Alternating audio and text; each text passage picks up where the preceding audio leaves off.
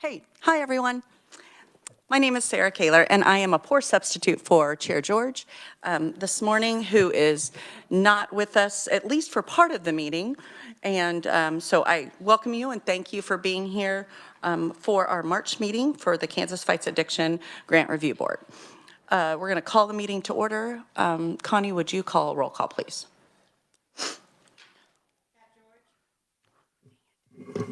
Pat George. Sandra Dixon. Here. Robin Chadwick. Gary Henson is already excused. Lori Crom. I'm here, but letting you know I need to leave at about 11:15. Lori, are you on? I'm here. Can you hear me? Okay. We see you're visually on, Can you hear me now? maybe not audibly. Monica Mernon. Monica Moran? Monica. Are you there? Sarah Kaler. Present. Mike Brower. Present. Mike Kagay. And Keith Rickard. Here. Jason Hess. Here. Sit down.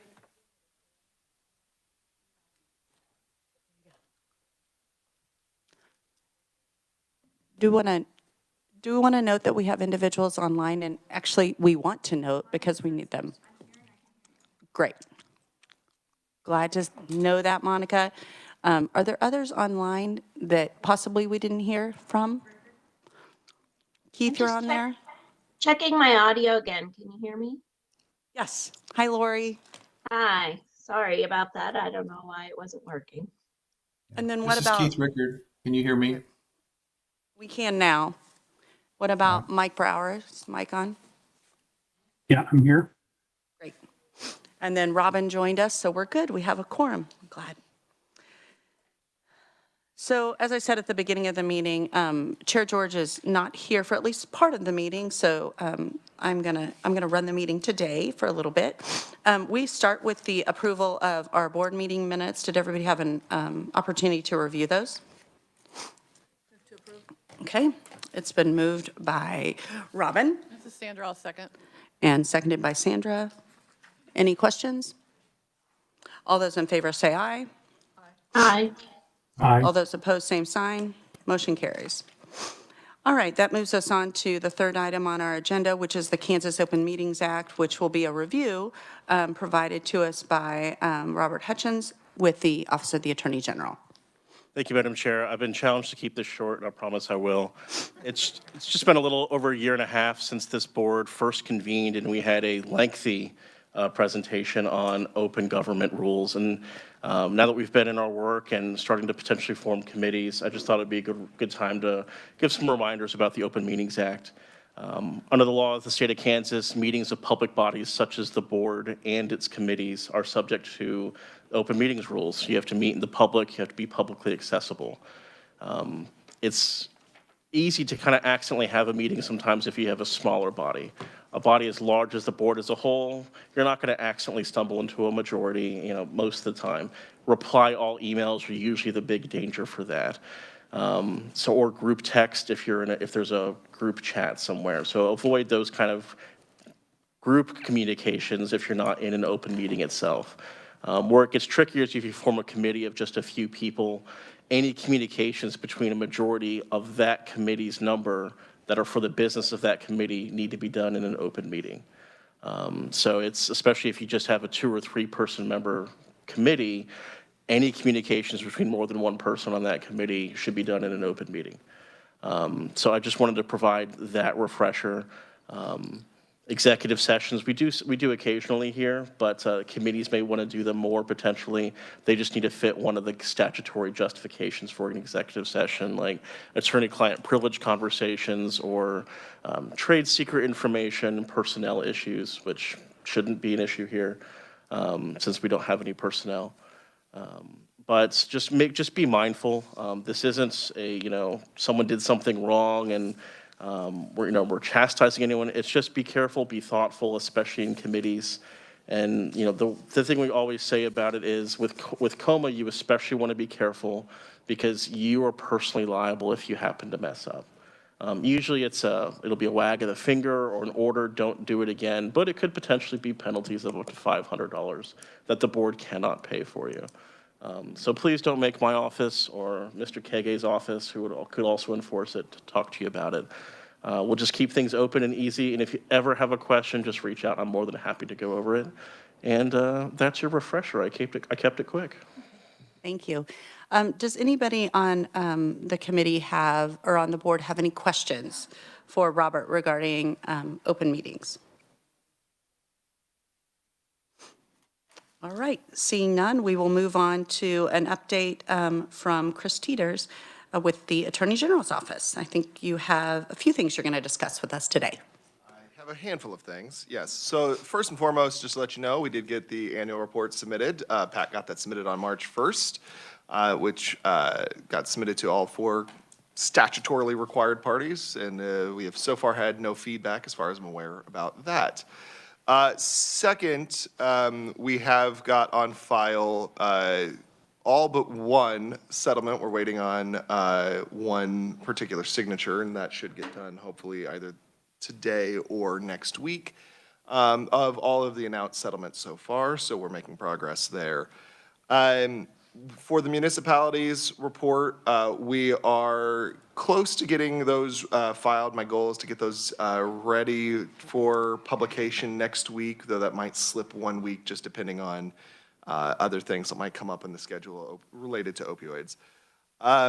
But the good news is we are seeing more utilization from cities and counties at this point. The bad news is we still need to get them additional guidance. So to that end, and I think we'll talk about this potentially a little bit later in the agenda, but we are making progress on developing more specific guidance. Krista and I also did a lovely presentation down in Wichita at the Governor's Health Conference earlier this week, and generally got some pretty good feedback from cities and counties on just the types of information that they're needing and questions related to how they can use expenditures. So we're getting a good idea as to what we need to let cities and counties know on how to better utilize the money that's available to them. Final thing I would let you know is just some legislative updates. SB 307 passed the House and the Senate. It should be headed to the governor soon if it's not already in the governor's office. SB 307, if you remember, is the bill to allow for for-profit entities to be qualified applicants and to allow for some subsistence and mileage reimbursement. Exact details of which will be processed through, I want to say it's Department of Admin for mileage and things like that. But we'll get those details to you once the law is actually effective. It won't go effective until July 1 if it's signed by the governor, but just know that that is in the works.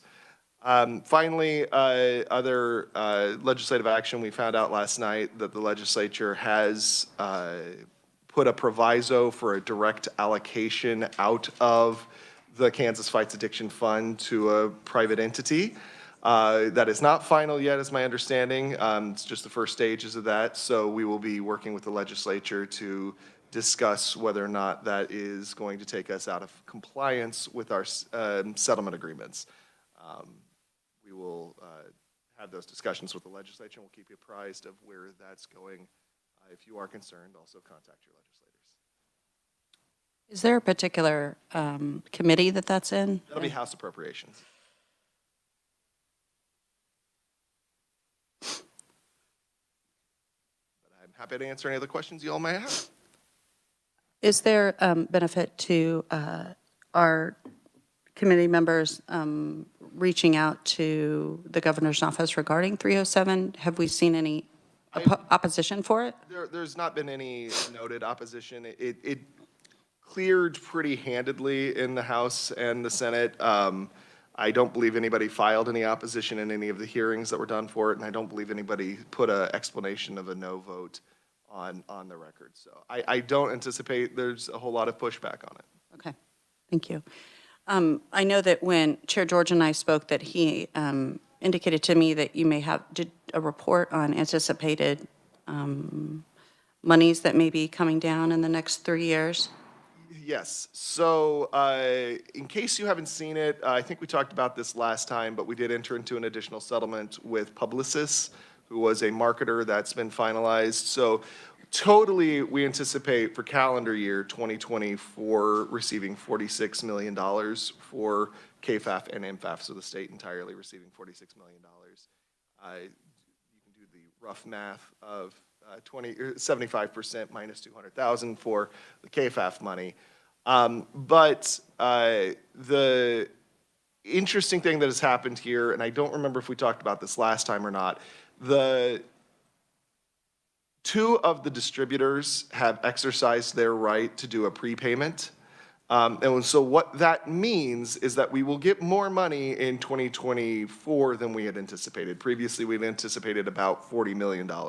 As of January, we anticipated about $40 million for calendar year 2024. That's gone up because of the Publicis settlement and because of the prepayment. But that means that in calendar year 2027, we will see a reduction of about $1.8 million, I believe it is. So the impact here for the total top line number of what we will actually see as a total recovery is that with Publicis, it offsets the prepayment. So our total number is still about $340 million. The other piece of information, though, is we do anticipate that the two distributors who prepaid will do so again every opportunity they have under the settlement, and they have 3 more opportunities throughout the lifetime of the settlement to prepay. And so we anticipate that top line number will go down further as those prepayments are optioned into, but we can't tell you exactly what that number will look like at this time. Are those years back to back? They have. No, it's every 4 years they have the opportunity to prepay. Anybody from the committee have questions from Chris regarding updates or remarks? If not, we're going to move on to the Sunflower Foundation, who is going to give us a financial update. What financial update do you have for us today?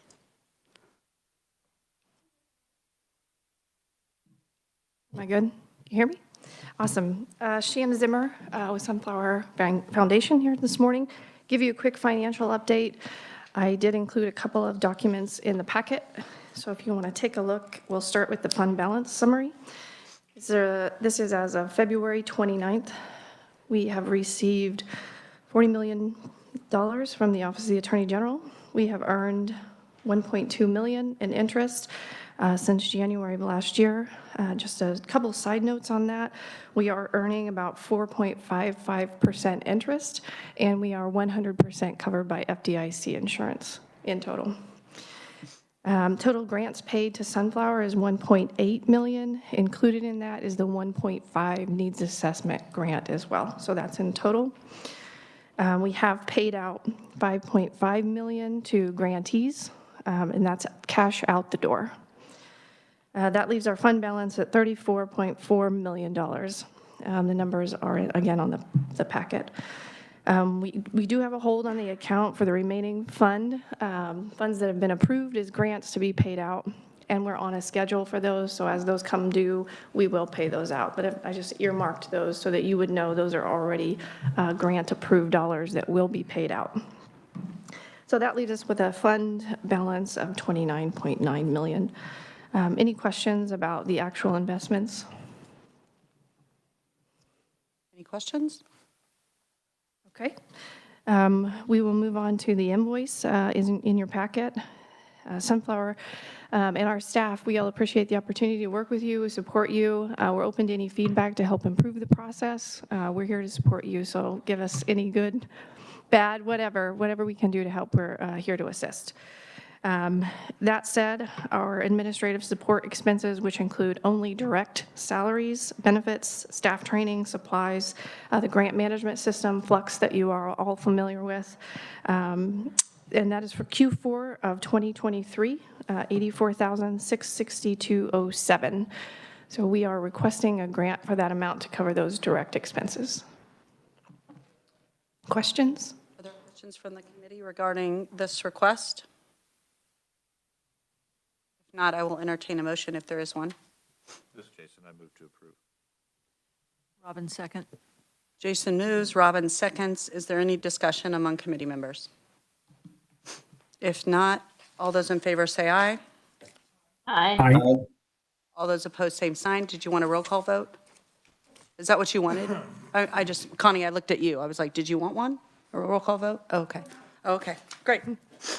I thought, well, maybe Connie just wants to call roll call. I mean, maybe she wants to. Okay, Connie, I'm just trying to give you a little love. Thank you. Okay, thank you so much. I appreciate it. That moves us on to item 6 on our agenda, which is grant awards and needs assessment update. Krista, would you like to give us an update on that? Thank you. Okay, so first up, progress reports. We've had a few progress reports come in, but the bulk of the first round of progress reports will come in March 31st. So we're expecting those to come through soon. Alyssa and I will be, these are kind of just updates in general, we'll be attending the National RX Summit in April. So we'll be in Atlanta from the 1st through the 4th. And then KDAD's applied for a naloxone saturation policy academy for our state and was awarded that and asked me to attend. So there's a group of 6 from our state that will be attending that. That's April 9th and 10th, I believe. So we'll be traveling for that as well before our next meeting, but can provide updates at the April meeting. For other grant awards updates, we had a revision request from the Substance Abuse Center of Kansas, or SAC. They, their original proposal asked to provide services in Winfield as well as their El Dorado locations, but after they met with folks in Winfield, they found out that it wasn't needed there, so they got feedback from the community. And so they're hoping to concentrate their effort in El Dorado as well as Greenwood and Elk counties instead. Their original proposal didn't include any capital because they were applying for a Sparks grant. They did not get that, and so they're asking to revise their request from their originally proposed budget to shift to some capital to cover the costs of renovations in their new recovery center in El Dorado, which would be a difference of $27,450. They'd be moving about a little over $28,000 from salaries. They'd be adding a little bit of $1,100 to benefits, and they'd be moving $27,450 to capital for things like flooring, painting the building, and creating office space.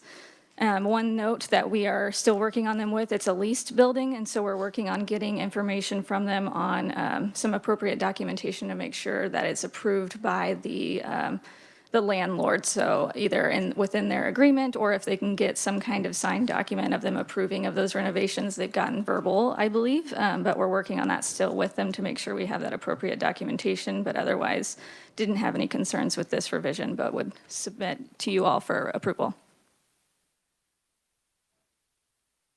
Is there any concern about, is there concern about them? I recognize that you're talking about them investing in a place that they don't own and that they are renting. Anybody on the board have concerns about that or questions about that?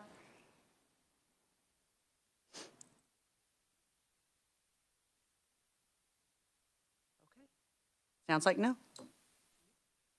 No, I just was asking everybody and just highlighting it. I've already asked my question, so nope. Is there, you want an official motion to do so? Okay, because we're making a budget modification. Is there a motion to do so? Yes, go. Robin and I both have our fingers. Okay, yes, go.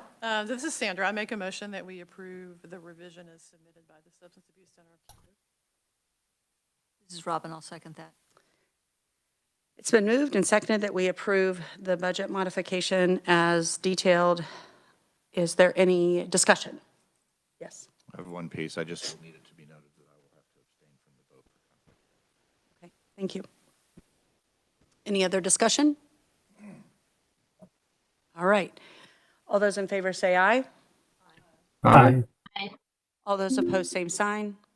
Motion carries. Thank you, Krista. Do you have additional updates for us, Alyssa? I do not, but Alyssa does for the needs assessment. Excellent. Thank you. Hi, Alyssa. Hello, good morning, board. So just a few updates. So multiple parts of the needs assessment are in process. So a key piece to CPPR's work is ensuring that we're looking, across the spectrum of time, considering that this is an investment and that this money will be coming in for future years. So we have multiple pieces that are currently working on assessing the current needs of the system, looking a little bit longer term what those pieces might be, but then also ensuring that we're looking to the future and what does innovation look like, to be able to present all those options to you guys. So we are currently working closely with them to ensure that we're staying on top of all three. But one thing that I wanted to highlight is that we are working closely on a current data map of the Kansas system. So we're focusing on identifying key data sources that are available and that are being used across the state. And so that's looking into data that helps inform prevention work, linkage to care work, treatment, recovery, harm reduction, anything relevant to the system. We're trying to dig into it and understand what data is being collected and what we can really use to understand what is currently happening, and then identify those gaps of maybe what is not being collected, what is not being able to be seen readily, and so we can bring those to light and dig into them deeper. Other than that, I have a few updates regarding upcoming events that will be hosted. So CPPR will be hosting what they have dubbed the Community Futures Tour. It's going to be 9 in-person events and 1 virtual webinar, hosted March 19th through the 23rd. That Saturday, the 23rd, will be when the virtual webinar will be available. So these events will help us understand how different areas of the state are envisioning the future of the systems of care that they are engaged in and that they support. And CPPR will be facilitating those conversations. It's work that they've done previously, and so they are really excited to see it, and we're excited to see the results of that. Information on the tour, on the specific sites and locations, has gone out via the project newsletter. And then communication is also happening through direct outreach to partners in those specific locations. And then we've also are kind of looking at the radius around those cities as well, acknowledging that, of course, it's, we can't go everywhere, but we want to ensure that we're also kind of looking outwards and not just targeting that specific location. And so we're doing that through partners and targeted social media posts. My one question I have around these is if the board would like to have that event information sent directly to you guys so you can share that through your networks. Okay, I'm seeing some head nods. I can definitely do that. And so the second event, the second bigger event that we're having is going to be, we're hosting our second general webinar on March 26th at noon. And just a reminder, these general webinars is just one piece of multiple community engagement opportunities. Specifically, they are a place for people to come and continue to join and just check in, to hear how the project is going. We can highlight additional opportunities as they are coming, but really it's this place to just continue to get input based on the topics and what we're sharing, and then learn from key stakeholders about what's happening across the state. And so I personally will be traveling to, I think, all of the sites to be involved in that work and just really be able to hear what people have to say. So I'm really excited about it. Any questions? Alyssa, can you tell us, no, it's a lot, but can you tell us about the 9 in-person spots, where the 9 in-person locations that you're having these meetings? Okay. So it is going to be Pittsburgh, Wichita, Garden City, Hayes, Salina, Manhattan, Topeka, Overland Park, and Kansas City. I'm thinking of my travel schedule as I recite this. You were just walking through, great. Yes, but like I said, there will be that virtual webinar that they are also advertising, knowing that, of course, with them being in the daytime at different times and just scheduling, we want, again, to ensure that there is additional options. And I believe that that webinar will mimic the work that is being done in those other sites as well. Just a quick question. Do you know how CPPR is outreaching to the recovery communities in those 9 locations? So I don't know specifically. I think a lot of that work Krista and I are looking at, and so they are reaching out specifically to treatment center locations. So they are utilizing a KDAD's list, and so what they've done is look within 20 miles, and they have separated out locations, and so that is one component. Other than that, I can definitely check in with them on that, but a lot of it is probably through word of mouth and ensuring that we're reaching out to our key partners in the recovery space, and putting it in front of them and letting them know that we'd love them for to share it to ensure we're getting those voices. Can I just make one suggestion? This is Sandra. So having been one of those treatment people, I know when outreach happens, could you please have folks who've been through your treatment setting, that's typically the approach, not very successful at being able to engage people that way. And so I know the CPPR folks are really smart. And some of them are engaged in recovery communities, at least in the Kansas City area.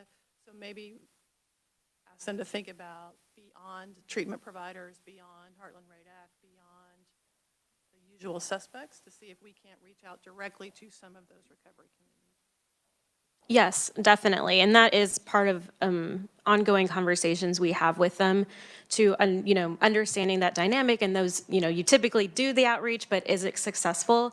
And so that we can definitely make that request and really dig into that and ensure we're making those. But then we're also, or Krista and I also are continuing to think through, well, what does it mean to approach them, to go to those spaces and engage in the same work with them where they're at instead of having them come to us. And so, like I said, this is just one big part, but that is something that Krista and I have a lot of conversations about, and that I'm hoping we can continue to really build on, because I would really love to be able to, not only necessarily in recovery, but going and being able just to meet any harder to reach populations that aren't going to be showing up to a community event, to make sure that we're able to get input from them. Oh, yes. And so one thing that I gave an update on last time, but that we have gotten more feedback on from CPPR is that they have formalized their accountability cohort. I believe it has around 12 to 15 individuals in recovery. And the goal there is not only ensuring that they are able to provide their own voices to the process, but they anticipate having them meet quarterly to actually review work that is being done, to help check assumptions and say, hey, is the information we're receiving really the experience that you guys have, is it really tracking onto your own lived experience and those that you know? And so we're really happy that they've been able to identify those, and that's another one of those checks that will really ensure that from the community process, we're engaging the general public in multiple voices, but we do always want to come back to those who have lived experience, those who have been through it and are currently working through their own journey, that their voices are being elevated. And so that is a key piece that we are keeping in mind. You said you were going to reach out to organizations within 20 miles of the site, but you've got 2 locations for the entire western half of the state, so I would really expand that 20-mile range. Just a comment. Yeah, that's a great recommendation, and I can definitely get with CPPR on that today. This is Lori. Yes, Lori, go. Sorry. Thanks. Would there be an opportunity to maybe ask the school districts in those areas to share this opportunity with parents through their newsletters? I know I get things like that through my son's school district all the time. Yeah, I can definitely do that too. So one key component, which I know it's not directly outreaching to schools, but we are, again, looking across the system. So this information has been sent out to key prevention partners in the state that are tied into their local coalitions. And so typically they are tied into schools. And, we're looking, again, recovery, treatment, general public, really anyone who has a vested interest or is a concerned individual to be able to participate in these. We can definitely be reaching out to schools. I will say that this is, again, one piece of a bigger piece of the puzzle. These sessions will be specifically focused on what CPPR refers to as futures work. So really focusing on helping individuals think through what a future system of care can look like. And so it is going to be a balance of it going back again and saying, hey, okay, we've engaged you on what you hope the future looks like. Let's talk about maybe current needs. What does it look like now? That's going to be a whole other separate component. And so this is just, the beginning of those in-person engagements and kind of collection of information from different communities. Thank you. I appreciate that. I wasn't so much thinking about getting schools as getting to the parents as a way to get to community members, just to clarify. Thank you, Lori. That's a good point. I also wonder about, have we made a connection with the social work departments of universities? I mean, where is a void of individuals who, there's not enough social workers. And there's 4 jobs for every social worker, and I'm a social worker. So I wonder about just making that connection with those that have social work departments and about hearing their voices too, about what it is that they can do. So possibly we could do that. Yes, But very possible. And I'll just add that that is currently something that we have on the list to do direct outreach to universities, you know, and make sure that those departments or any related departments would be aware of it too. I love the idea of engaging the uncommon voice too, because I think it's absolutely true that we shouldn't make a presumption that others are going to come to us. But I love the fact that we know that we need to come to them. I mean, shocking. No one is saying, I'm desperate to come to this meeting today. I mean, we appreciate the 2 individuals that are here listening, but nobody was running in to get a seat. And we'd love that to be a problem, but it's not. And so if we can come to them, that's certainly a good idea. Well, I encourage everybody to come listen to the. How'd that work for you? Presentation. Yeah, It okay. didn't And then work, they but, left. and I would go back, maybe some of this will be predicated on the reaction to the online option that people will have and a Zoom option, but in light of Robin's comments about the 20-mile radius, when you get down to southwest Kansas, Garden City's great, 20 miles doesn't even encompass Dodge, so, and then you got it, Ulysses and Elkhart and Liberal and all those little cities around there that aren't really small towns. And so how are we going to engage that group of people? Because when you're talking about futures work, I have a feeling those places may have a very strong opinion about futures work and not know so much about the current system, which they're already frustrated with, but how are people going to reach them? And one Zoom meeting may not be enough to encompass that. So just an encouragement there. Yeah, I appreciate that. And I will add too, for some clarity, these are just the very first initial engagements and they're very general focused. They're not, that's why I would hope that they'll do some recovery focused things and stuff like that and have more intentional outreach across sort of those gaps. But I agree for outreach for this, hopefully still trying to reach them. And then whatever they don't reach, I would hope that that's a focus of coverage and future engagement opportunities. So I'm glad you guys bring that up. Are there thoughts to share with Alyssa or Krista? Would there be the option of adding Dodge? I mean, because I'm just sitting here thinking about, he just listed off some of those towns. We've got 2 spots for half of our state. And then we got a lot of clusters on the east side. Yeah, I can speak with CPPR today and see if that's an option. I really do appreciate everyone's feedback on this because those are some things that I have also thought about when they presented the original 9 locations. So it might be that maybe we're able in a few weeks to go back and do another 9 or, I don't want to commit to 9, but, another series to where we are focusing on, more on that half of the state, and we're able to do those if we aren't able to add them on to this current iteration. But I'm happy to talk with them about doing this futures work in those locations. I can't imagine that you can't get cities to help you too. So please reach out to me if you need help with cities being engaged with that too. Other questions, concerns, observations that anybody from the board would like to share with either Alyssa or Krista or Alyssa, whichever one I go first. All right, do you have more updates? Is that the entirety of your update? Excellent, thank you. That moves us on to item 7, which is education for MFA subdivisions. And I think Mike Brower is going to talk about it, and I think Krista is too. So, Mike, what do you got for us? Thank you, Sarah. As I said, Mike Brower. And we did have a small, I guess, a subcommittee meeting to kind of discuss opportunities for educating, specifically cities and counties, and then possible applicants for opioid settlement funds, to what how those can be utilized and strategies that are acceptable under the abatements, but also, I think, would fall within the interest of the KFAB.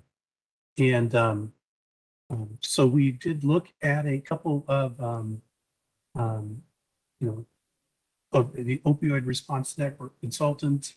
Krista has another possible opportunity for some assistance from national partners around this. I'll let her share. But then also, we thought that the subcommittee could at least put together a series of links of organizations providing information about abatements and strategies. So we are working on compiling that list. We will submit that hopefully at the next meeting to the board. Not that the would necessarily requires board approval for individuals to access these links, but the fact that we want the board to be aware of those that we're making available, and then make those available to an online document. So that's where we are with the subcommittee, and I will let Krista and or Sarah chime. Okay, thanks, Mike. So in the meeting, we talked about, after our board meeting, and that the topic came up for the first time, I had a meeting with an ORN, so Opioid Response Network consultant, about something unrelated, and this came up, and she said that the ORN in our region, so covering Kansas, Iowa, Nebraska, and Missouri, has been doing regional summits for other states for this exact purpose. So they've been coming together for a 2-day event or doing it in different formats where they do a day of education and then a second day focused on strategic planning. So those cities and counties go back with ideas for spending. So we're like, oh, that's great. That would be a perfect approach, right? And so Chris and I met with Sherry Watkins from the ORN on Wednesday, and she informed us that they don't have a budget for that currently. They're, of course, we're like, oh, perfect, but no money. And so they're currently applying for their next round. They're hopeful that that would be included in their application and awarded, but that wouldn't, their current funding runs through September, so it's a little further out than we ideally would anticipate. And so we talked about other strategies. So they can't accept funds from say, if KFA wanted to fund them to do that, they can't do that separately from what they have from SAMHSA, but they can, under their their typical ORN support, provide assistance with developing an agenda and finding speakers, and then potentially our staff could, like Alyssa and I and Chris, could do the facilitation of the actual meeting and making everything happen under our umbrella without them doing, the actual kind of backbone work that they do in other states if we wanted to do something sooner.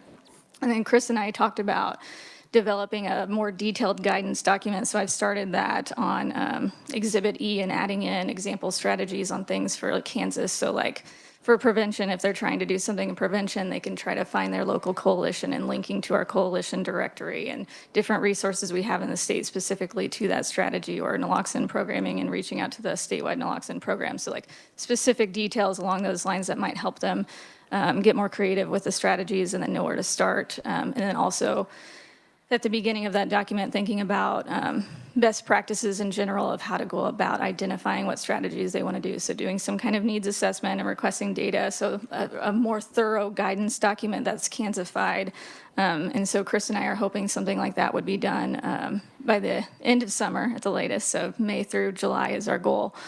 And so that's just in the infancy. I just started brainstorming on that, but that's something that we're hoping to put together. Chris, and potentially a webinar, if we want to do that sometime in summer. Chris, do you want to provide any updates? Yeah, so we were also. But before you do that, Chris, can I interrupt? I'm sorry. I'm feeling a little conflicted, and so I don't know what's appropriate. So I think I mentioned before that I am one of the leaders of the Opioid Response Network. Have written the grant, and UMKC, where I work, holds the large subcontract to do the training in TA, and Sherry actually works for me. So I'm feeling like I don't know if that's a conflict of interest. Do I need to get off the call now? Is that okay to be part of this conversation? Does anybody feel awkward about that? I just wanted to raise that. Yeah, so one thing that I think might assuage your concerns is that we're not giving ORN any money because they can't accept any money from us. No, it's a grant. Yeah, yeah. So that, and so we would not be taking any kind of board action directly with ORN. To the extent that ORN was involved, that would be an AG level involvement because we manage the MFA dollars. The role of the board here is more advisory to suggest how the board would like to help encourage better utilization of the opioids dollars.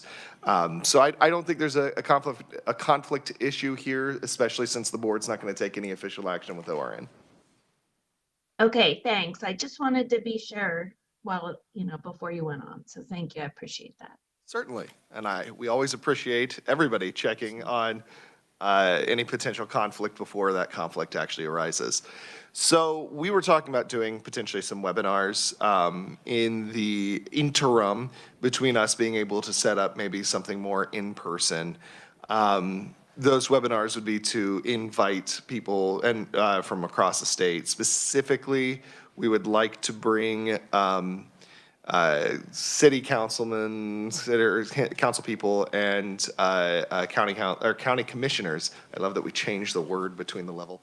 And bring those folks together with some experts in the field to basically give them more detailed ideas on how different sized communities can actually use the dollars that are available to them. That would probably be two, if we can arrange it, 2 webinars this year before doing something in person. And then for in person, and Sarah, this would be for you, and Mike, also for you, we were wanting to explore the possibility of doing a tack-on day for your annual conventions where we would figure out the funding for it. But it would be kind of co-marketed for your annual conventions to say, and also on this next day, if you can stick around, we're going to use the same space and things like that so that we can do a day on how to actually use these dollars. That idea is purely in its infancy, whether or not it's even remotely feasible with the funding that we would want to expend on that sort of project. That's neither here nor there, but at this stage, but that is kind of the initial idea, is to try to get something in person at a time where we know a large number of city council people and county commissioners from across the state are in one spot.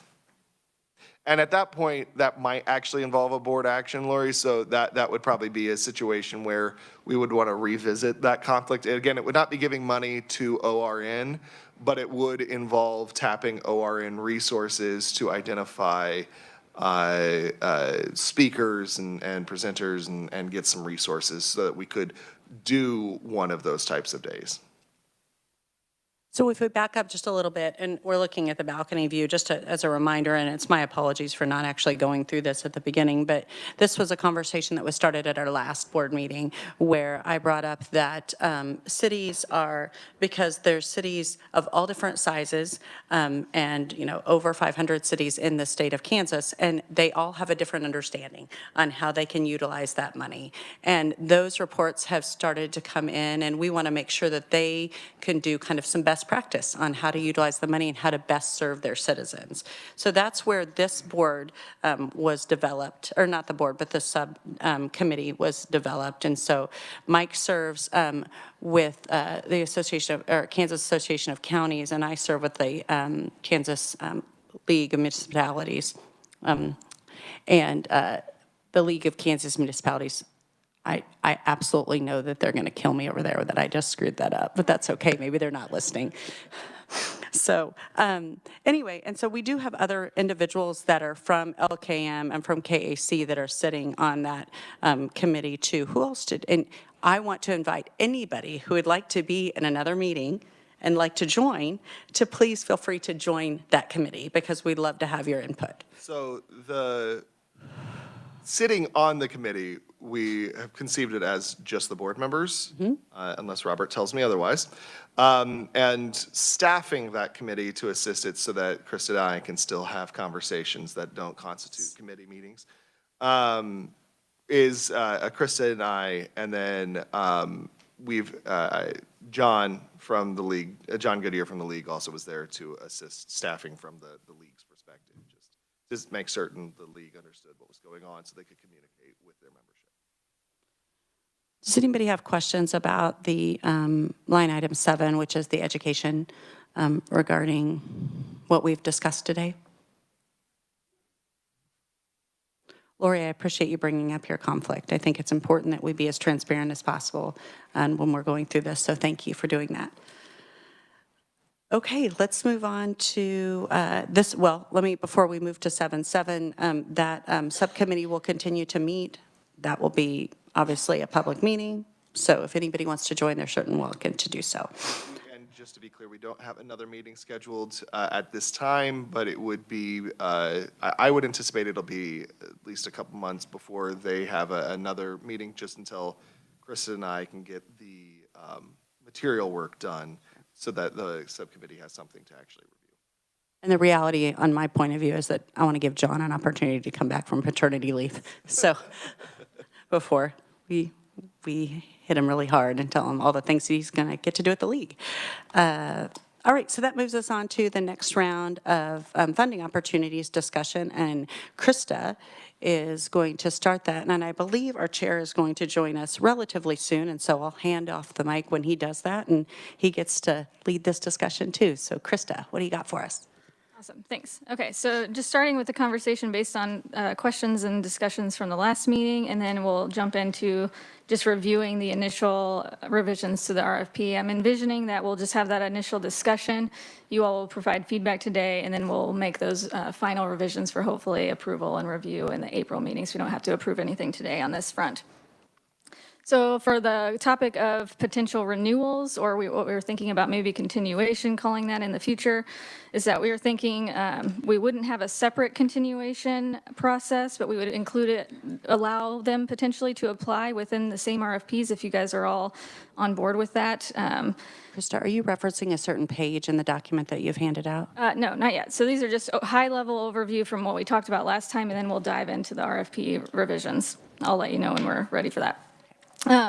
So we were thinking that since the first time around, within the frequently asked questions and the webinars, we said that these are just short-term grants. They're not renewable because we're waiting on the needs assessment, those kind of things. And so we thought that so we don't create an unfair advantage for those that are already funded to just have no separate continuation or renewal process, but have them be able to apply within the same RFPs. And with that, we would we added a couple of questions to the application asking, did you previously receive a KFA grant? And if yes, how is that project new or the new project different from the previously funded project? And if yes, how is it complementary or similar? And so if it looks like just a complete renewal, continuation of the first application, you all can guide us on how we would want to prioritize those or think about them differently potentially if it is truly just looking like a continuation grant from the first one. But just general feedback on that, or how you all would like us to prioritize based on if it is truly just a continuation, not something new, if we go that route. Thoughts from the board? Yeah, I have a little bit of a concern about making it a continuation based on how we sold the first round of funding. On top of the fact that we'll have one report out on that funding, which is coming up here pretty soon, and not really an idea about what's being done, how it's being done, what the outcomes have been. And so to suggest that, well, you know, you just come get some more money to keep doing what you're doing, and without having anything, I don't have any renewals out there that I do now that I don't have to prove my worth a little bit from past funding. And my fear would be that we would be doing that. Plus, you know, and I'll probably say this again in future comments with this conversation, is what are we trying to accomplish with these dollars? Are we trying to say we really don't want to provide that many more new awards, or just keep doing because that's the low-hanging fruit? There's a lot of messaging that we would be sending as a board by allowing renewal money, I think. Yeah, I'm with you. I agree. We had those conversations internally at Sunflower as well, especially thinking about ideally, the needs assessment will guide us towards that more longer-term funding to where it would be multi-year and larger grants rather than what we're intending with these first two, which would be this year as well. These short-term, we're just getting money out the door while these, the needs assessment is being built and can guide those more strategic long-term grants. So this is just a way to get the money out the door instead of waiting until the needs assessment is over. So we kind of had those conversations too of like, our original intention wasn't for these to be longer-term renewable or continuation, but if the board wants to look at that, how would we make that work without giving an unfair advantage or just automatically continuing those kind of things? And so we're open to whatever you all think we should do there. This is Mike online. Two things. One, if Jason gets too far from his mic, we can't hear him. And so I don't think it's Jason. I think it's Mike is not a very hot mic. But then on that, so I didn't hear everything he said. But just my thought is when it comes to continuations, my biggest concern is personnel. And so, and I think we asked for statements about sustainability when we issued grants last year. And so from me personally, when looking at those, I would like to see that they are at minimum making structured progress towards the sustainability, especially of personnel costs. And so that's just kind of my 2 cents on it.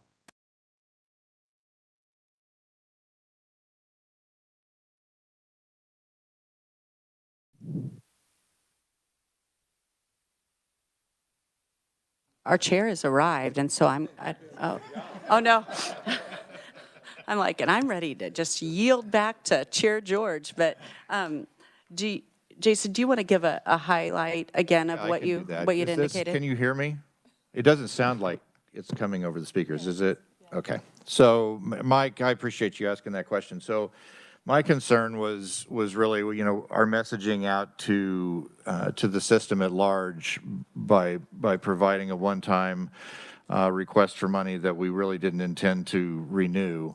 So that was first concern. Second concern was we will have barely had an opportunity for people to be able to talk about production on those dollars. We do have a report coming up, but really the final report for the dollars that are out there now won't come until much later when the outcomes really are going to be reviewed. And so, is that something that we really wanted to try to help people move along without, you know, proving that what they're doing is working?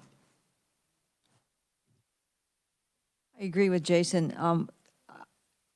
Our first year, we really talked about let's get some money out there, let's get started. I don't really want to use the word practice, but let's get our feet under us and figure out how to do this as a board and what we're doing.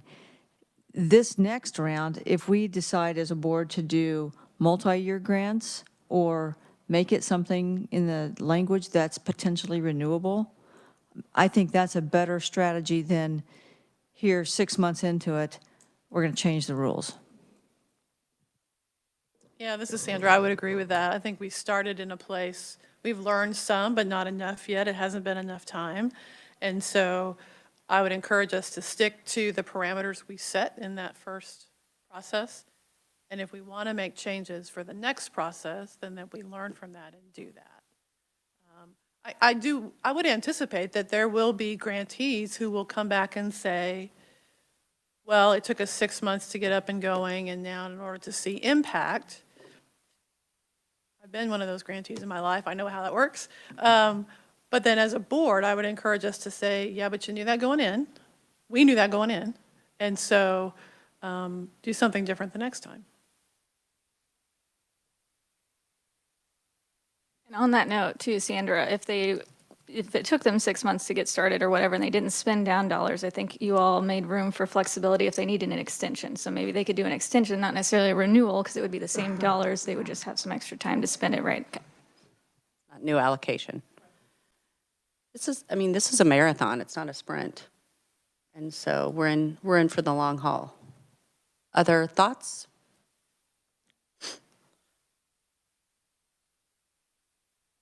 So could I make a request before, I don't, to you or to you? I don't know who. I don't know. Before we get into the RFP, could we take maybe 5 or 10 minutes to break? Is that okay?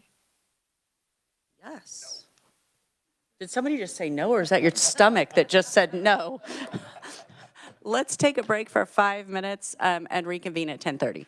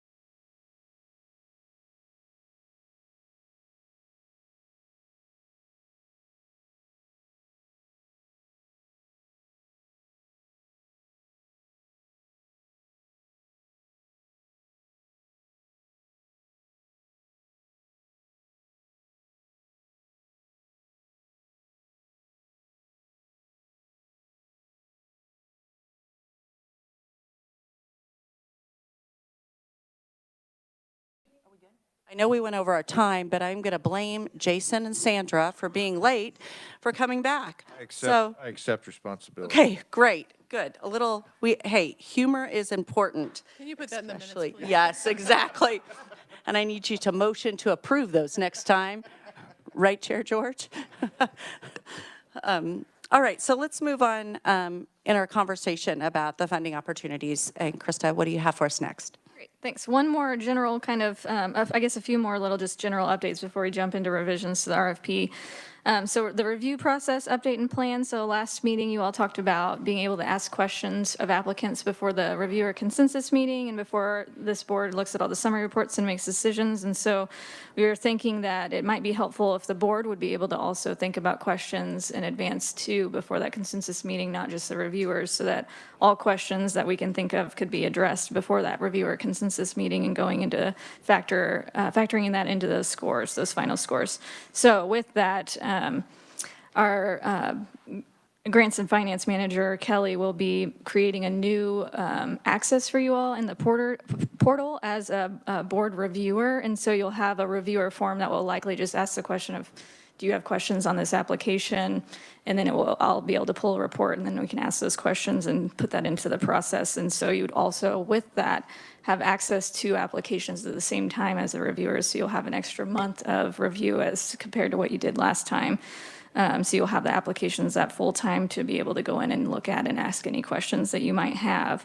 And with that setup, you'll have two separate logons eventually, not necessarily logins, but you'll have two buttons that you're either going to log in as a board member or log in as a reviewer. So the reviewer vision or the reviewer portal will show you applications, and then the board member portal will show you progress reports. So right now, Kelly has made that change to where your current access you have is as a board member, and you can see all approved progress reports. So as grantees submit progress reports, I go through and review, and then the rest of our team for finance and whatnot review, and those move into an approved status, and then you all would be able to see them as board members. So you'll be able to see those progress reports as they come in. We have a few already because some were on the advanced timeline or shorter timeline, so they already had some progress reports. I think there might be 3 or so in there. And then whenever we approve all of the March 31st ones, you guys will have access to view those progress reports as well. So update just on those kind of things. And then in the reviewer setting, we'll have a conflict of interest button like we did with the reviewers of if you select that you have a conflict with that organization, it will remove that application from your view, so you won't be able to see that organization's application as well. So some changes there. Any thoughts, questions? Question and clarification. This is about the ask to all of us, right? So we will have the opportunity to pose questions about each individual application. You're not asking us to send questions in advance about things we might want to know. This is more about the individual applications. Yeah, unless you guys want to think about it differently, it's up to you all. If you did have questions, it's something that we could add to our list of questions that come up during the review process and ask them all at the same time. So that when we're providing you all those summary reports during the meeting, you'll have all of the questions that were answered from either the board or a reviewer. Additional questions or comments regarding the new portal or the new board viewer opportunity, which will be a lot more time for us to look over those applications. Anybody on the board have questions or concerns or any? Okay. Okay, great. So that's not up and running yet. So now you just log in and it's automatically the board access. So you'll see the progress reports. But then later, when we get that set up, you'll have two and you can choose which one you want to go into. So right now it looks the same. Other than you can see progress reports now, which you couldn't before. So after this meeting, when we'll make the revisions to this RFP, I'll also be working on updates to that scoring matrix. So I'm thinking that I'll bring the revised scoring matrix and the RFPs to the April meeting for you all to review and potentially approve if on board. And then Shanna's going to be looking at the capital budget form and some guidance around capital so that we can add an extra layer of review and ask for additional things like invoices and stuff that we didn't necessarily put within this document before. So we're going to work on some capital guidance changes too. So Shanna's going to be working on that. And then for-profits, it did pass the House committee, which Chris mentioned. And so we were still thinking that should probably be a separate process, at least going forward, just so that we can ideally from a Sunflower standpoint, be able to stand up our internal processing and due diligence, because it will look very different for for-profits than it does nonprofits or for units of government like we've been doing before. And so we're thinking that probably not including them in this round unless you all feel strongly about changing that. Anybody want to weigh in on that? Okay, great. So those were all my general updates, comments based on our conversations last meeting. So now we'll jump into the actual RFP and the review of the revisions. So on this document, what you'll see, I have yellow highlights on things that we're still maybe working through, or they're still in progress or need confirmation on, and then red font are just things that are changed from last year. So the RFP looks basically the same as last year's, just with some minor tweaks, and like obviously all of the dates are updated and changed. And so to start for a general timeline conception, we were thinking that maybe RFP 3 could release around May 13th, which would be the treatment, recovery, harm reduction, and linkages to care. And then the prevention, providers, health systems, and providers and health systems and public safety and first responders. So that prevention RFP or RFP 4 would be released around July 15th. And so within this document, you'll see a proposed timeline of what that might look like based on that potential release schedule. On the second page, where it's just kind of the overview, you'll see, again, just those dates are updated in red. We're still trying to figure out with webinars. Last year, we had 2 webinars per RFP. The second, and we recorded both and made both available. The second webinar didn't have a whole lot of attendance and very few questions, and all of the questions are basically the same as the first one, so we're trying to figure out if we need to have 2 or if 1 recorded is sufficient, with some guidance about asking questions of Sunflower if needed. So that's why that S is highlighted, to just figure out what might work best and what we might want to try. Changing the title, you see that, and obviously anywhere it said 2023, now it says 2024. I added just $6 million based on the conversation for the total amount available from that conversation at the last meeting. We can change that if you all feel differently. And then award ceiling, we just threw out some numbers of potential increasing that. So 250 to 300,000. Wanted to get feedback from you all on what you would want to set there. Do we want to gather feedback as we go, or do you want to wait till the end and roll back to it? I think as we go would be great. Okay. I have a little bit of feedback on the total and the amount of the awards. I really don't have big issue with increasing the award ceilings on them. I think one of the things we want to be really conscious of in doing that is we will also be reducing the number of recipients or potential recipients, given how the awards came in last time. And I just took a glance at it yesterday, and the vast majority that came in were for the full amount that you could apply for. And so either taking into consideration the award ceiling or taking into consideration increasing the total amount of funding available. We've said multiple times in here that we want to get money out to as many places in as much of a way as we can. And I'm afraid that if we just do the award ceiling, well, we awarded 35 awards last time. We will be down to 25 or 30, which I don't want to do. And so I just would ask the committee for some feedback on that, see where that lands. Members of the committee, do you have thoughts on that? I agree. Kind of going back to our practice year, I think we set that award, the total availability, kind of low last year, so we could get our feet under us again. I would really be in favor of increasing that because our goal is to get money out into the state, to get programs in place to win this battle. And doling it out a little bit at a time over 30 years isn't going to win the fight. So would we then be considering, if we kept the award ceiling, like $300,000, pretend, that increasing the total available funding so that we could award more grants? Is that part of the conversation? Thoughts?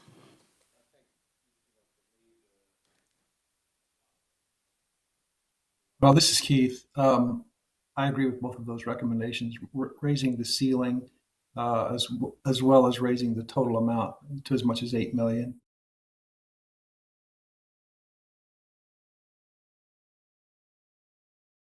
Chair George? Yeah, I have no problem with raising both. You know, I wonder, you know, again, in the next phase when we probably will be given larger amounts and we'll have more of an impact.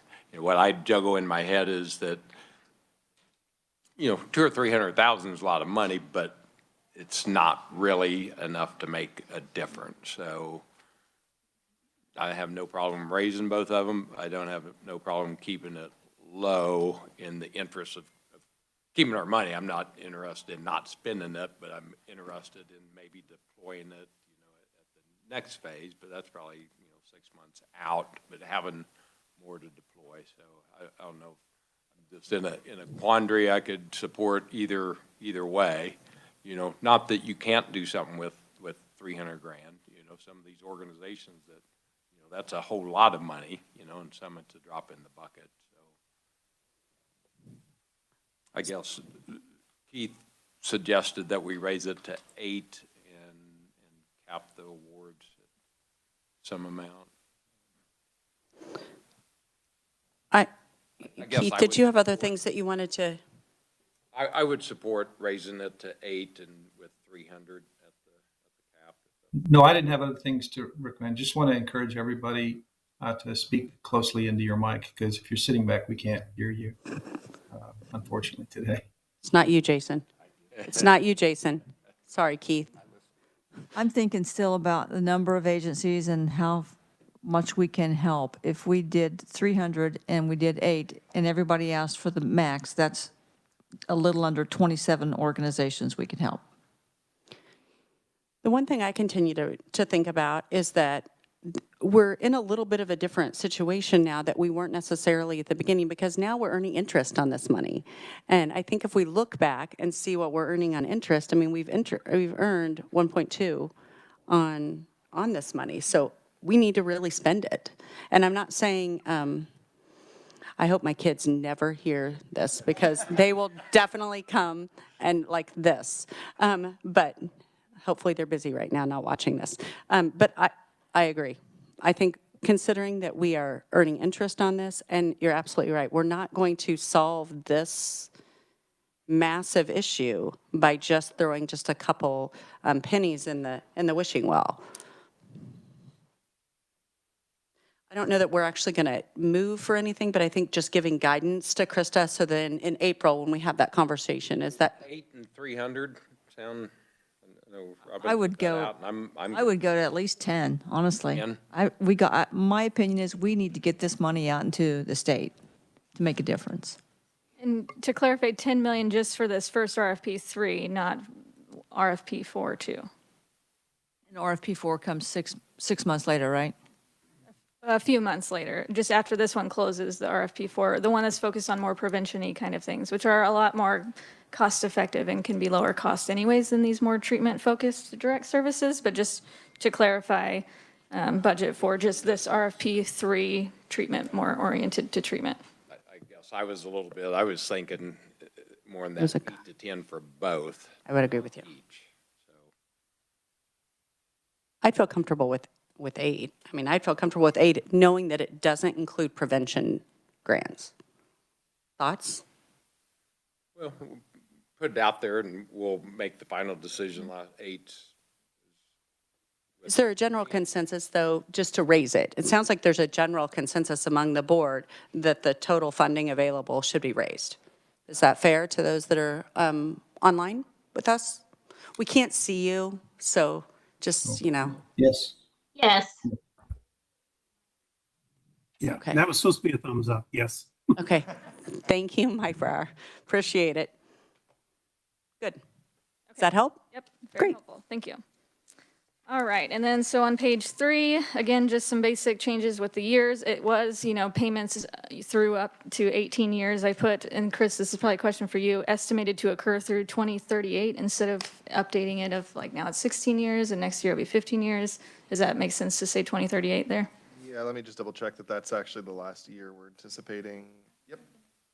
Yeah, 2038 is the last year that we're anticipating. Okay, sounds good. All right. So then if there are any changes, let me know and I'll update that. Then the next changes have to do with the actual strategies. So revising those strategies based on presentations you all have received and feedback from last year, those kind of things that have changed. So I put all 7 categories on here so that we could just look at them all within one document. But obviously those prevention, providers and health systems, and public safety and first responders will be pulled out and go into the prevention RFP. But obviously that RFP will look similar to this one. So I just wanted to let you guys be able to see the revisions to all strategies in one place, so that's why they're here. So the first one under treatment, pretty straightforward. Previously with integration of care, it was just mental health and SUD services, so I changed that to SUD, mental health, and physical health to do fully, true integration of care and thinking about it more broadly than we previously had that. Any issues with that? Okay, seeing shaking heads here in the room, hopefully the same online. And then for recovery, I didn't change anything except for the word expand. I also need to add expand to number 4. It was just all the other ones, but those 2 it said peer recovery services and adolescent recovery services, but all the others had qualifiers before them. So just language change there. And then harm reduction, I forgot to mention, so I also worked with KDAS and KDHE. They've seen these and provided their feedback as well. And then for harm reduction, I engaged a harm reduction expert because we had very minimal strategies under harm reduction last time. And so had a little bit more focus on that area of how to beef it up. Unless, were there any questions about recovery or additions before we jump into harm reduction? Okay, sorry, thanks. Okay, so then harm reduction. So previously, fentanyl test strips, we pulled it out because it was illegal. When we released this last year, they are now legal. So I put those back in there thinking you guys all might want to consider that. Thought about potentially striking social detox since it's to align more with what the federal guidance is associated with illicit substance use treatment. Could go either way there. That was just an idea of how to change the strategies a little bit. And then expanding access to low barrier wraparound peer support, those kind of just general wraparound supports around harm reduction was what I was going there to hopefully spur some creativity on the harm reduction front. So nothing that's too specific, but hopefully is broad enough that people might have some creative solutions there. And then implementing leave behind programming for at-risk populations, kind of focusing not just on like naloxone leave behind, but any kind of resources or educational resources, that kind of programming. And so those were the changes, potential changes to harm reduction, if anyone has any thoughts there. Hey, Krista, this is Sandra. Can you talk me through number 2 just for a second about the why? Sure. So again, I can go either way on this. Just aligning with the SAMHSA, they pulled the funding for social detox under SOR because they're finding that it's not as evidence-based for, say, opioids and stimulants as it is for alcohol or other substances. And so I didn't know what you guys might want to prioritize there. So this is specifically related to opioids? It doesn't necessarily have to be, I don't think. Chris or Robert? The change in the SOAR money, it's still in the block grant money potentially? Right, that's true, yeah.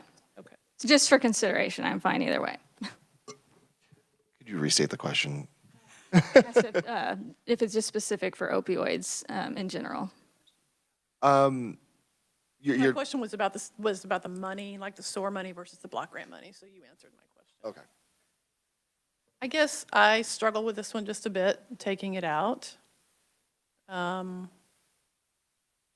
we know how challenging it is for people who may not need medical level detox, but who need more than going home with no support.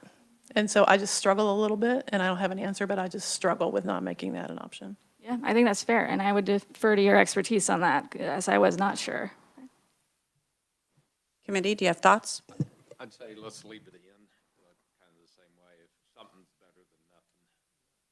I would agree. Let's leave it in. Because there's a lot of people who don't have access to medical detox. There either isn't one or they have no insurance coverage or money. I would leave it in. Those that are joining us online, do you have thoughts one way or the other? I'm fine with leaving it in. This is Lori. Mike, I agree, leave it in. Yeah, this is Keith. I agree with leaving it in too. I think every situation is different, and I just think it's probably a good thing to leave it there. So Krista, maybe one recommendation for language. Not everyone understands the terminology social detox if you haven't worked in. So we might add expand non-medical, AKA social detox, just so folks know that this is not hospital-based. Yep, we can do that. That's great. This is Lori. Can I jump in? Absolutely. Okay, sorry, it's hard to know online if it's all right, just to jump in. Always jump in. Since we released that last RFP, SAMHSA released a harm reduction framework that includes example practices and principles. So that might be a resource to look at for adding additional suggestions in this area. I don't know if you have seen that, Krista. Yep, we have. We can relook at that and see if there's anything to pull and add, or if anyone has any suggestions, happy to add to that. Then I also, on a social detox, saying non-medical, I don't think we have anywhere in here about medical detox. Would we want to add something about that in the treatment section? Expanding access to medical detox, or no? Thoughts?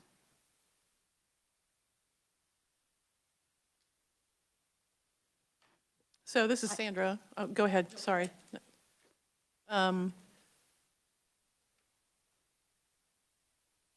So you want to distinguish between medical, someone's in a hospital, which means hospitals are applying, or, never mind, forget the or. So do we want hospitals to apply for that type of money? Because by definition, that's what it is. That's a good point. Maybe it's in addition to the providers and health systems. I was going to say add it because at least for SAC, they currently only do social, but they want funding to do medically supervised, which would be a relief to the hospitals to get those patients out, if it's safe to be done in that outpatient setting. So it could really help with the backlog we see in hospitals. And so again, you're right, support crisis centers to provide that medical level supervision and oversight. So maybe we have a crisis center focused one, and then a providers and health system hospital focused one, or just the one under treatment about crisis focused? I would just do the outpatient crisis centered one, because honestly, $300,000 for a hospital is pennies. That wouldn't cover us for 3 days. So. Perfect, thanks. Is that enough guidance? Great. So. Okay. Anything else on harm reduction before we move on to linkages to care? Anybody? All right, hearing none. Linkages to care are basically just like language changes, so implement or enhancing SUD screening, and just added or enhance so that it people don't feel like it has to be a brand new kind of process. And then just taking out the example of IRIS within the referral management system so that it doesn't feel like they have to only do one thing. I'm not sure the best way to approach that, but I don't know if that feels like it makes people feel like they can only use IRIS if they want to do that strategy. But the same thing, I guess, would go for SBIRT. So I could go either way on having an example there or not. Any feedback on that? Well, those are questions that they can ask during the webinar. I mean, right? They're just asking for clarification. If they've gotten that far into it and they're thinking, wow, we don't do IRIS, we're available to have that conversation. Yeah, that's true. Fair? Cool. Okay, so then the prevention strategies, or the RFP4 is what we'll call it, based on feedback, trying not to say that everything under this category is prevention or everything under the first category is treatment, just that we lumped it that way versus direct services versus more community-based kind of activities. So I need to get into the habit of saying RFP4 and not prevention RFP. But anyway, so prevention, I didn't make any changes. I don't know if anyone has any feedback of things that we want to add this time around or revisions to make. Thoughts from anybody? I don't think so. Okay. Sorry, I didn't even let a pause happen, but you know, I don't it's see 11 o'clock, and at some point, you know. I don't see any hands raised, so hopefully we're good online. Providers and health systems, so here too, just some language changes. Last year, we got some treatment applications that were basically the exact same application they submitted for treatment for the providers and health systems, but for this one, just adding in language about within healthcare settings, because it is a different priority area rather than standard treatment. And so I just added some language around there. So in healthcare settings on that first page of page 4 for number 2, and then on number 10, adding physicians and maybe even adding at the end in healthcare settings to make it even more clear. We didn't. Krista, I had a question about that. Number 10, and why are we changing it from providers to physicians and leaving out nurse practitioners or physician assistants? That's a good point. Maybe I don't change maybe it's providers and I just add within healthcare settings to the end, and then we accomplish what we were thinking. I was thinking physicians might indicate more of like it probably doesn't make a difference, I think, actually. So your suggestion's probably better. I don't know what I was thinking. So just adding within healthcare settings at the end to number 10 instead. Yeah, thanks. Good point. Making that change. And then we didn't have any applications for best practices around prescribing psychotropic medications, so I figured that's something that probably isn't that much of an interest unless anyone else feels another way about that, number 11. This is Sandra. That's still fairly new intervention, so I think taking it out is fine until we continue to get more information about impact. Okay, makes sense. And then just added to, I thought that this is, the number 13 was probably already something they could apply for within the other categories, but I heard interest from the Kansas Hospital Association that there might be hospitals out there interested in expanding peer support services within hospitals or other healthcare settings, and so I thought it might be worthwhile to just have it be its own strategy so it's more clear. And that was all under providers and health systems. For public safety and first responders, to avoid any future confusion around number 2 with reducing illicit drug supply and interdiction, I suggested potentially just removing that. I think that's what might have led to some of our applications that were that had non-allowable expenses in it, but also open to feedback on thoughts on number 2 under that category. Thoughts on deleting number 2 under public safety and first responders? I support that. This is Laurie. Got some thumbs up in the room. Okay, great. And then number 4, just expanding a little bit more detail around mental behavioral health and drug courts. So adding in expanding wraparound supports needed within drug courts, such as assistance with transportation, food, and employment. As we heard during that meeting where we had those presenters, they said that's one of the biggest gaps is funding for things like that. So I thought it might be good to also just call that out to make it more clear that that's something they could apply for. If anyone has any other thoughts on that. Thoughts on item 4? Nope. Great. And then just added implementing pre-arrest aversion or deflection strategies like what we heard with the PARI initiative during that presentation as well. I think that could have fallen under these other categories, but again, another example of something to call out specifically to give people some ideas and start spurring some creativity. All right, so those are all the strategy revisions. Were there anything we missed before we move on? Yeah, now it's kind of the time to go back if you didn't get your questions answered. Anybody have any questions that they didn't get answered or something they're dying to ask? Doesn't appear so. Krista, what do you got for us next? All right, we'll just keep moving. Page 6 is just basically the dates and making sure that I'm reminded to add the links and such there based on different points. I can't remember why I put the confirmation of intent survey questions. They're the same. They're not actually changed. I think I just had that in red so that I remember I need to create the new confirmation of intent survey, but that wasn't actually changed from last year. Following pages are just basic, date changes, and then updated the data under background on page 7. And then no other changes until page 10, and that's where we get into the priority elements. So a piece of this was based on the discussion that we had during the last meeting. We had trying to decide which topic makes sense to start. So when we talked about smaller organizations that may not have, a professional grant writer, that may not be able to write as a sophisticated of a grant as others, so we put in a priority element of prioritizing organizations with an operating budget of 500,000 or less. We thought that might help target those smaller organizations potentially, if that makes sense to the board as well. I'm from a smaller community, and I'm absolutely in favor of that. Yes. And I think too, we'll add for the review process some kind of question about basic impact of the project, not necessarily writing quality. There's something to gauge of like how impactful is this strategy really going to be versus how well is this application written. So in addition to that, but I think these items can be associated with some additional points too, so that help bring those further up. Another added item was applications from organizations that have not received KFA funding previously to get more potential organizations there. The applications providing services in one or more of these counties, that's red because I'm working with DJ, who you've all heard a presentation from, on identifying newer updated data. So that vulnerability assessment is based on 2020 and earlier data. So he's working on an index of different data points that can give us some more updated counties. We're also wanting to work with KDHE, but their EPI is on paternity leave right now, so we don't want to bother him with anything. And so in the future, we'll want to collaborate between the two of them to help us find the right data source. But right now, we're working on that. So we'd have a new list of counties with the updated data there.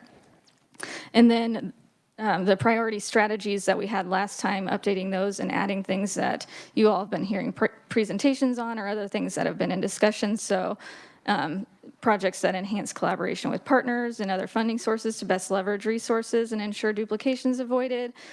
Supporting integrated care within SUD organizations. I made that specific to SUD organizations. I'm open to feedback, but I thought there's a lot of funding out there for mental health centers and organizations like FQHCs and whatnot with KDAD's new PIP grant, that $10 million project, that SUD organizations might be a gap that we could focus on potentially, but open to feedback on being that specific there. So I like it, first of all, but it could be supporting integrated care strategies. I think we want to do that throughout the system, right? But specifically within SUD organizations. I mean, not to make it, this is really, really specific. So how do we make it a little bit broader, but say, for example, an SUD organization? That makes sense. Because not all nonprofit mental health organizations are community mental health centers. Yep, that's true. Okay, make that change. And then expanding recovery housing in general, I feel like that continually comes up as a topic of interest, and that's a kind of easy win for these one-time grants, so they typically just need that one-time startup funding. That I thought that might be a good thing to prioritize there for sustainability. And then increasing capacity and implementation of drug courts after hearing those presentations. The other two that are still in black are left there. I thought with adding these other priority strategies, taking out utilizing data and surveillance or addressing policy issues that seem to be a little less specific and prioritized. So I thought we might be able to take those out, but open to suggestions on any of these priority elements. Pat, I like the fact that it may be given priority because you're not locked into, maybe you only have 2 applications in regard to housing and you designate. So I agree with all of these things to, as you come in and as you're weighing the benefit and to have, could decide that yeah, we ought to throw some more weight towards this. So I'm all in favor of it. Okay, that makes sense. And then follow-up question. With that, so last time, we didn't realize this until we were actually starting to think about reviewers scoring and whatnot, but do we want to actually apply points to these categories? And would the board want to assist with that, or would you like Sunflower to do some work on it and then maybe finalize points in April? I like the second option. I'd like for you to bring some kind of, I agree, I think bringing some kind of like parameters or some kind of You guys are the experts at doing this, and we'd like to hear from you on how it's worked best in the past. At least I would. Okay, great. We can work on that. Is there anything in here particular of one of these strategies that you think this should be the highest priority pointage-wise? Like thinking about smaller organizations, they may not have as well of written an application. Would we want them to have the highest points to be added if we're looking at a point scale? This is Pat again. I don't mean to be hung up on collaboration, but to me, that's a higher interest to me to see organizations working together. I just feel like they'll get more bang for the buck. So I don't know how to enhance that, but that's just my opinion anyway. I almost think that just giving a priority and just setting up these as the priorities, I don't know that we need to weight one more than the other. And we could always change it after that, but we're trying for the first time. So maybe, oh, no, Go ahead. So, and we haven't gotten into the actual RFP document yet, but maybe a specific question that says, tell us how you are including one or more of these, however many of these there are, just really specifically to call it out. Yeah, that's a good point, and that would make our process probably a little easier.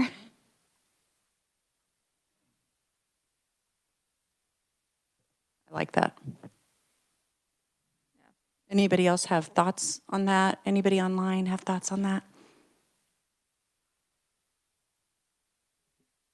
All right, and next on page 10 is just we'll update whatever the word ceiling is. We'll go there with those that number block. Following pages are just date changes. We're going to look at some more specific guidance around organizational documents, I think, so we'll probably just give a little bit more detail there, but to be determined on that. On page 13, this is just talking about making sure that we're letting people know that additional points, if we do decide to go that way, will be added based on whatever priority elements they're implementing. And so calling that out specifically, last year we didn't, and that's why we just did the check, yes, they did a priority element or not, and then there was a tiebreaker between two of the same scored applications. So we wanted to make sure people knew going into it if we are actually applying additional points, that they know that in the RFP. And then following that, it's just the actual questions in the application. And so I made some changes and additions there based on feedback from last time and our discussions at the last meeting. We talked about in the reviewer meetings, we say it's required that organizations align with the class standards, so the National Culturally and Linguistically Appropriate Services standards. And so we didn't have any question about that specifically, so there wasn't a way to gauge that or for them to share that specifically. So we thought about potentially just adding that piece into there where they're talking about their organization's capacity so that we are at least getting responses related to that piece. And then the next one on page 14 is just adding a numbers box so that it's easier specifically for me to be able to pull reports on how many people they anticipate to be served. I'll try to pull out any of those other places that I can think about that so that it's easier and more obvious to pull the reports. So last time with the estimated impact reports, I just dug through all the applications and tried to pull out any number I could find within the budget or within the application to try to get those estimated numbers for that report. So that will help there at least for estimated numbers served. And then a couple of things under goals is I just want to go back and make sure that we're providing enough detail for them to know how, SMART goals are different from what project outcomes we want and the project activities. Sometimes we got some duplicative answers along those, so those are why they're highlighted. It's just figuring out if we need to provide more specific guidance under those questions so that we avoid any like duplicative answers again, or if maybe we just need to cut one out potentially. So we're just looking at what might be best there for the applicants to understand. On page 15, I believe, I just realized also I'm looking at a different document with my internal comments, so hopefully my page numbers are still aligning right. Under the resources we had, describe how your organization is collaborating with other organizations such as municipalities. I originally had built into there, please describe how your organization will ensure activities are not duplicated. That question seemed to get lost a lot last time.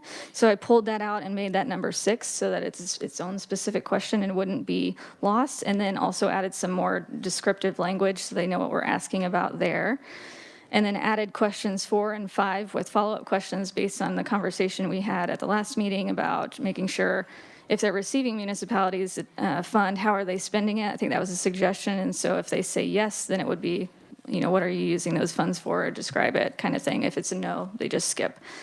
And then if they received a previous grant, same thing. If it's yes, they can tell us how it's different from the previously funded project or how it's complementary or similar to the previously funded project. If they weren't, then they would just skip to number 6. Any thoughts on all of those changes? This is Sandra. Sorry, I have lots of questions today. My apologies. So I don't know if this is relevant for our work, but I'm thinking about question 2 under resources. Describe any additional resources or funding that will be used to support this project or related projects. So we know we're in a season that the block grant's up for bid. And anyone who's applying for these dollars that's also block grant funded, they're not guaranteed funding as of July 1st until that process is done. So I'm curious about including in this question or sustainability, and I don't know if the SOAR funding's up for bid. We know KDOC funding's up for bid, so we're just in that season, right? Adding language that says, these aren't the right words, Krista. If you were to lose that funding, how does that impact this project? Or are you proposing additional funding? I mean, just trying to figure out if someone's applying for $250,000 in social detox money, for example, and they don't get renewed their block grant, they're not going to be, that $250,000 isn't enough. So I'm just curious about how we tease out the planning and thought process from applicants, depending on the scenario that happens for them July 1. Does that make sense? Yeah, that does make sense. Okay, yeah. I actually think it's a great idea. I mean, I think we need to include that, and I'm sure there's a clever way to write it, but, I mean, it's, if you don't get the money, what are you going to do? I mean, because you can't magically make it happen. Yeah, that makes sense. Okay, cool. We'll add that in there. Any other thoughts, comments, questions on that section? Okay, and then under sustainability, that was another thing. A lot of these were really brief and weren't very detailed. I think someone from the board might have put in there a suggestion at some point about asking what does sustainability of this project look like or some other kind of descriptor. So I added that in there as maybe something that might help them, but open to suggestions about how to make this more clear of what we're looking for. I think also at some point we talked about, similar to what you just said, Sandra, but if if this board were to fund them at a lower amount, how would the proposal change? Do we want to add that kind of question in there too? So this is Sandra. I think that would save them time and us time if we're asking them to think ahead. Because the last time we were reviewing requests, we asked you all to go back to them on certain occasions. So if we did this, what does that mean? And that way, if they provide it up front, then maybe that gives us information. Yeah, that makes sense. Do we think that should be its own question or just lump it into the same sustainability question? This, Pat, if it's its own question, you kind of flush out if they would be able to accomplish whatever their goal is with a lesser amount.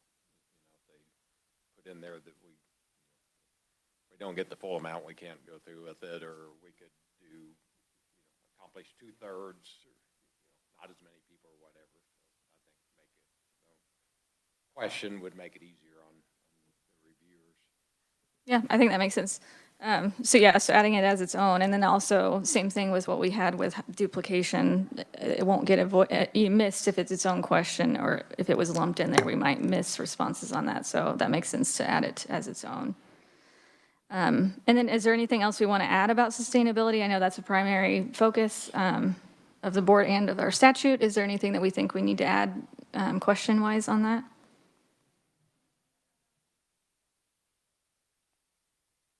I might even just be a little more straightforward and say, if this project is successful, how will you sustain it going forward?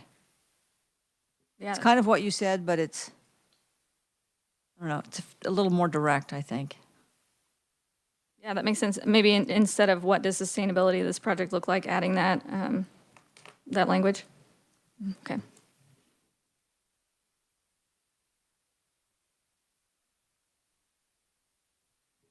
Perfect, thank you. Okay, so then evaluation, again, these highlighting here, I added in to number 1, what evaluation methods, tools, or other resources will be used. These 2 questions were examples of people just duplicating the same responses. And so looking into any additional descriptors or something we need to add in there to make sure we're not getting duplicative responses is the only change there that's still kind of in progress.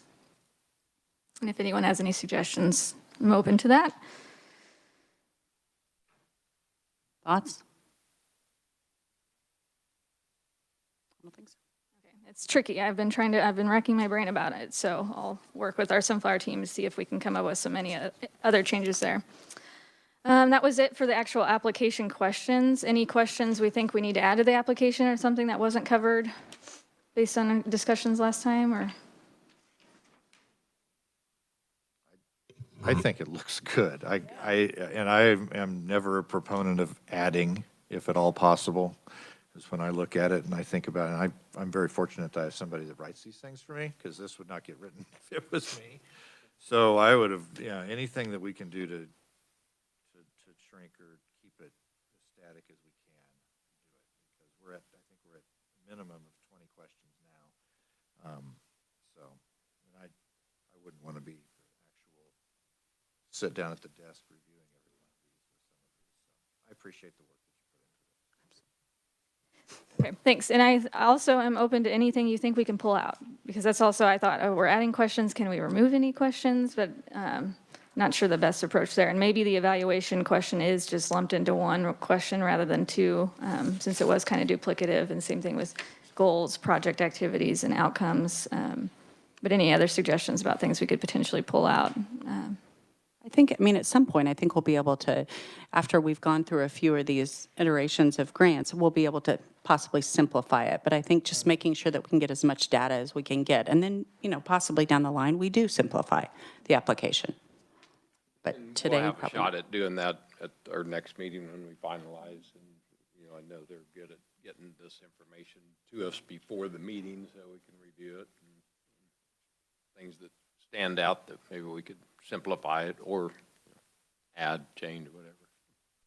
All right, sounds good.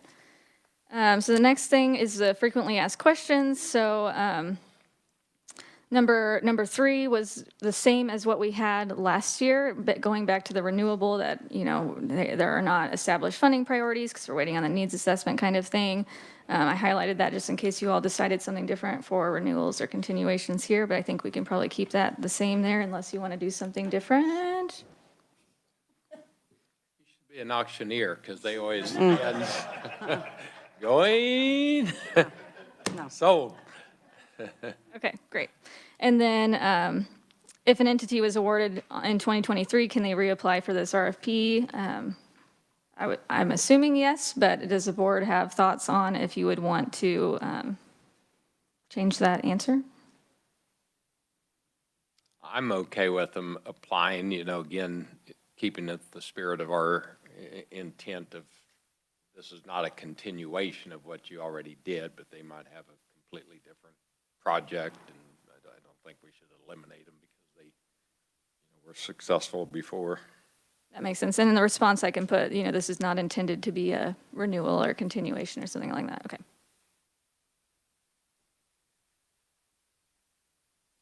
And then questions that follow on page 18 are just date updates based on the process. We received a suggestion from one of our reviewers about making it more clear on page 19 where our scoring rubric was. So it was on the Attorney General's website, but of course it's with all the other documents, so probably got lost. People would have had to dig to find what the scoring rubric looks like, but it was public. So we had a suggestion of potentially just linking the scoring rubric directly onto the frequently asked questions so anyone could see it, assuming they read the frequently asked questions. Yep. And then I think that's all. Everything else is the same.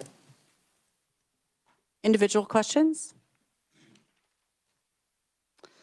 Very comprehensive. Thank you, Krista. We appreciate that. That brings us to the end of the meeting. However, I am going to add one additional thing as per a suggestion. Robin Chadwick would like to add, or to be added to the Education Subcommittee, and I think the committee as a whole needs to just agree to that. I don't know that they're necessary. Does there need, okay, yes, there does need to be a vote on that. That's what I meant to say. There needs to be a vote to add Robin Chadwick to the Education Subcommittee. Would someone like to make that motion? So moved. This is Jason. There's a move and a second. Is there any discussion among the committee? I suppose we should probably yield to Robin. Did you want to talk about that? I mean, did you want to chair the education? Okay, well, just making sure. Do you want to take over Chair George's job next time? I mean, who knows? Okay, great. All right. Any other questions? No, we're going to. We're just having discussion. All right. All those in favor say aye. Aye. Aye. All those opposed, same sign. Motion carries. All right, that brings us to the end of the meeting. I want to thank you again. Again, I'm a poor substitute for Chair George, but thank you for allowing me to chair the meeting today. We do have another meeting on April 12th, and we look forward to seeing you all there. Chair George, do you have something you'd like to say to the committee before we adjourn today? Sorry, I was late. You can dock my pay. Oh, Yes. I might add that